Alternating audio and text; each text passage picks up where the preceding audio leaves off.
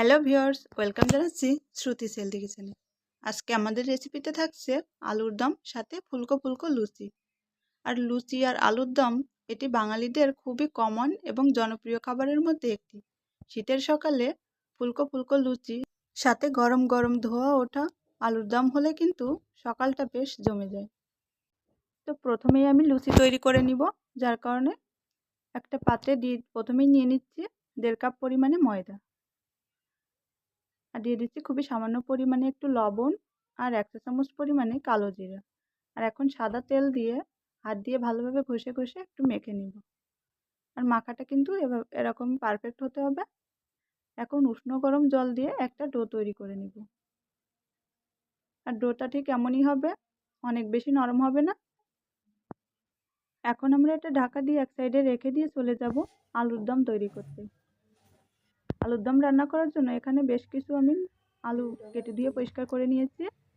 আর এখানে চুলায় একটা কড়াই বসিয়ে দিয়ে দিয়েছি পর্যাপ্ত পরিমাণে সরিষার তেল, আর দিয়ে দিলাম খুবই সামান্য পরিমাণে একটু হলুদ আর একটু লবণ। এখন সব কিছু একটু চামচের সাহায্যে নেড়ে দিয়ে আগে থেকে কেটে ধুয়ে পরিষ্কার করে রাখা আলুগুলো দিয়ে দিব। দিয়ে উল্টে পাল্টে একটু ভালোভাবে আলুগুলো আমি ভেজে নিব।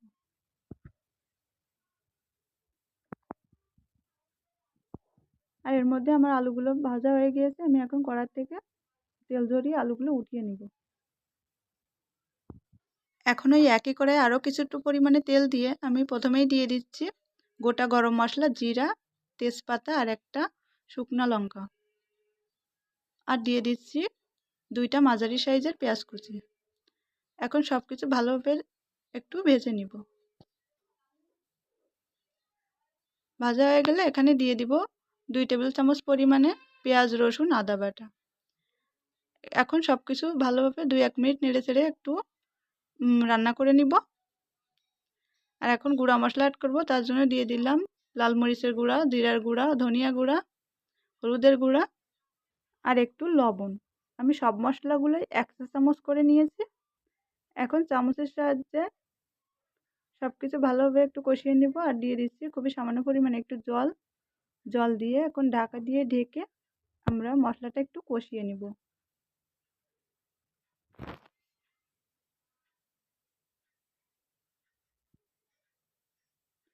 আর এর মধ্যে আমার মশলাটা বেশ ভালোভাবে কষানো হয়ে গিয়েছে, উপর থেকে কিন্তু তেল উঠে এসছে। এখন আগে থেকে ভেজে রাখা আলুগুলো দিয়ে ভালোভাবে নেড়ে চেড়ে চুলাটা স্লোতে রেখে আমি ভালোভাবে একটু কষিয়ে নিব। ঢাকা দিয়ে ঢেকে আমি 3-4 মিনিট একটু আলুগুলো কষিয়ে নেব মশলার সাথে। এর মধ্যে আমার আলুগুলো কিন্তু কষানো হয়ে গিয়েছে।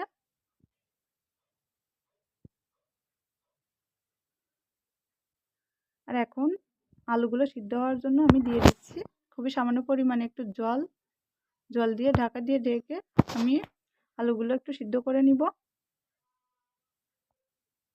আর এর মধ্যে কিন্তু আমার আলুগুলো সিদ্ধ হয়ে গিয়েছে।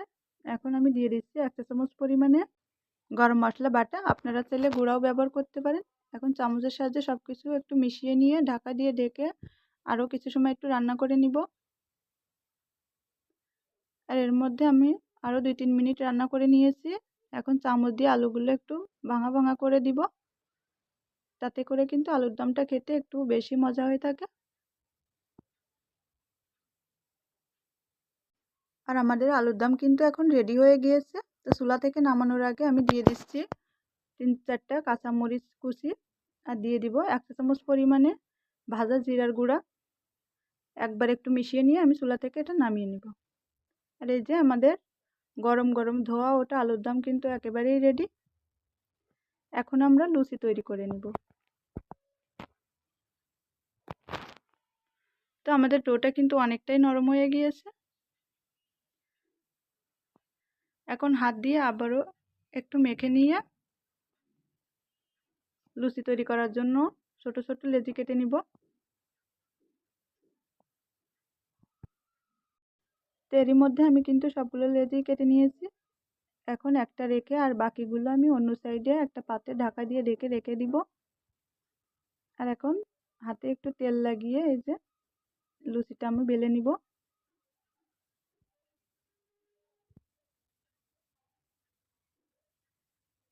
আমি কিন্তু এভাবে করে সবগুলো লুচি তৈরি করে নিব।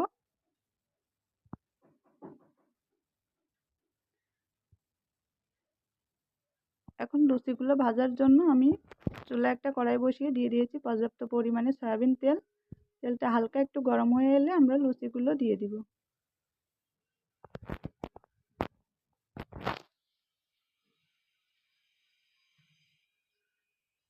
আর আপনারা যদি লুচিগুলো সাদা রাখতে চান সেক্ষেত্রে তেলটা কিন্তু খুব বেশি গরম রাখা যাবে না, হালকা গরম তেলে লুচিগুলো ছাড়তে হবে, তাহলেই কিন্তু লুচিগুলো সাদা থাকবে। আর লুচিগুলো ভেজে নেওয়ার সময় দেখা যায় যে 2-1টা লুচি ফুলতে চায় না, তখন কিন্তু চামচের সাহায্যে উপর থেকে একটু গরম তেল ছড়িয়ে দিলেই কিন্তু লুচিগুলো বেশ সুন্দরভাবে ফুলে উঠবে। তো আমি একইভাবে কিন্তু সবগুলো লুচি তৈরি করে নিব।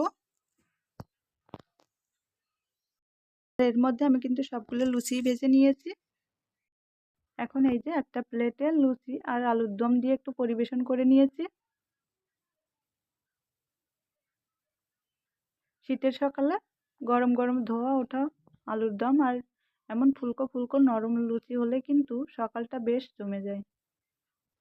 তো আশা করছি আমাদের আজকের রেসিপিটা আপনাদের কাছে ভালো লেগেছে। ভালো লাগলে অবশ্যই লাইক কমেন্ট শেয়ার করতে ভুলবেন না। আর পেজটাতে ফলো দিয়ে অবশ্যই পাশে থাকবেন। আজকের মতো এখানেই বিদায় নিচ্ছি। দেখা হবে অন্য কোনো ভিডিওতে। ততক্ষণ পর্যন্ত সবাই ভালো থাকুন, সুস্থ থাকুন। ধন্যবাদ।